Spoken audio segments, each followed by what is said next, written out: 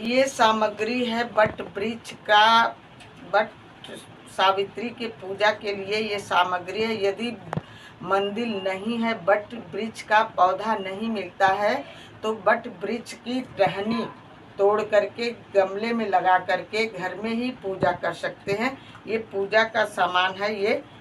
ये भिगोया काला चना है, ये मिठाई है, फल है, आम है, आयपन है, माला फूल है, ये सिंदूर है, चंदन है, मिश्री है, ये कलश है। यदि आपके यहाँ कलश रखा जाता है तो कलश अवश्य रखिए, नहीं रखा जाता है तो जैसे आपके यहाँ होता होगा वैसे ही करना। ये श्रृंगार का सामान है। ये साड़ी है, साड़ी चढ़ा करके किसी को देना नहीं, खुद पहनना है। ये दान है। ये चूड़ी है, बिंदी है, सिंदूर है, रबड़ है, तेल है, पाउडर, ये सब कुछ चीज़ें ब्राह्मण को इसमें दान दे देंगे। श्रृंगार का सामान, कुछ चीज़ें अपने लिए रख लेंगे। तो ये सारी सामग्री बट वृक्ष की पूजा करने के लिए, बट सावित्री का पूजा करने के लिए ये सारा सामान है। आयपन कैसे बनाया जाता है? चावल के आटे का भिगो करके और हल्दी मिला करके चावल के आटे का इसको मिला करके आयपन बोला जाता है। ये आयपन, ये जुआर से पंखी चढ़ाना जरूरी होता है। ये पंखी नहीं मिल पाया तो गत्ते का काट के बना लेते हैं, क्योंकि जुआर से यदि आपको मिल जाए तो आप अपना बांस का पंखी ले लेना, बेना। ये आयपन है, ऐसे टीक के इसको करते हैं। उसके बाद सिंदूर टीकते हैं। ये सारा टीका जाता है। इधर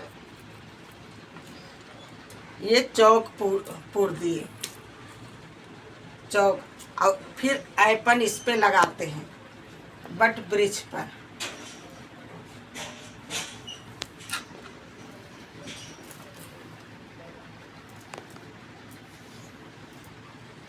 उसके बाद इसको भी सिंदूर से टीक देते हैं।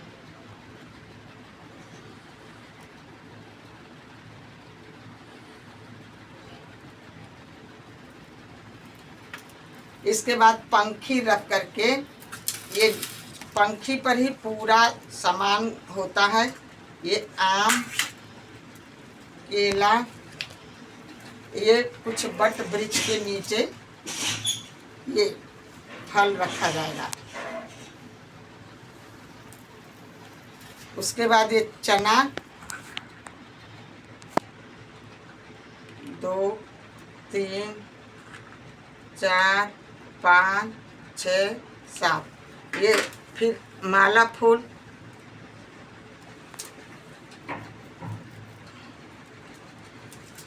फिर दीपक जला लिए कलश का।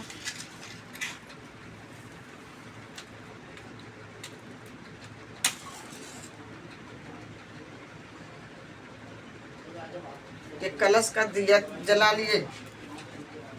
ये पत्ता है, ये अपने सिर में जरूर लगाना चाहिए। सिंदूर, ये सुहाग के लिए ऐसे सिर पत्ता, बट वृक्ष का पत्ता जरूर लगाना चाहिए।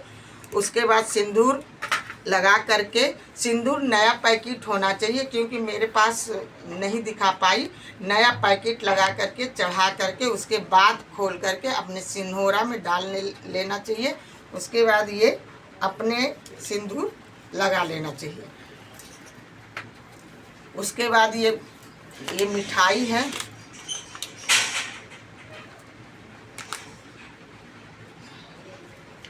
ये मिठाई चढ़ा करके, ये धूपबत्ती है।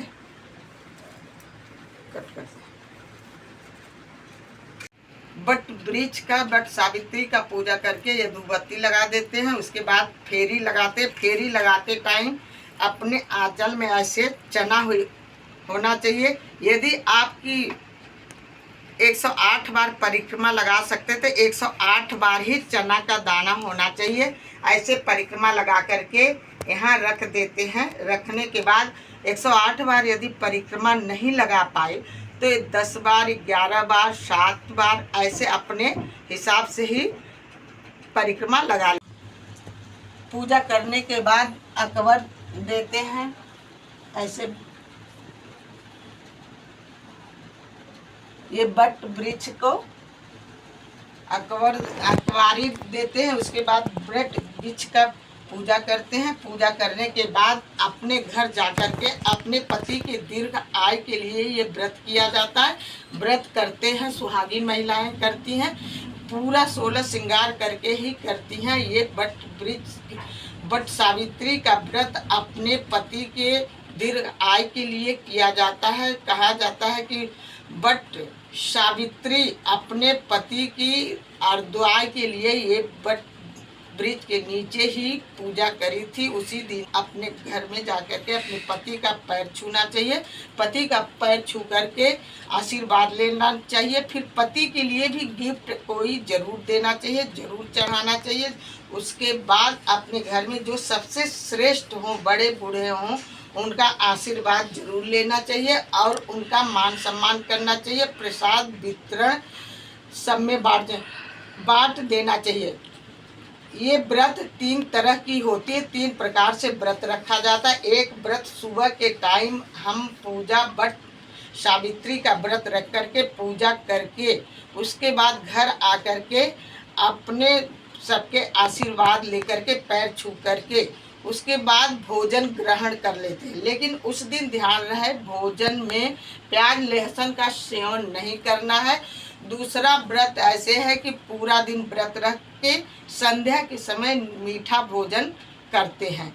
और तीसरा व्रत ऐसा है पूरा दिन निराजल रखते हैं, दूसरे दिन पारण करते हैं। पारण करने से पहले नहा धो करके हमें ब्राह्मण को सीधा छू करके ब्राह्मण को दान दे करके तभी हम व्रत खोलते हैं। ये व्रत बहुत ही कठिन है, अपने पति के दीर्घ आयु के लिए रखा जाता है।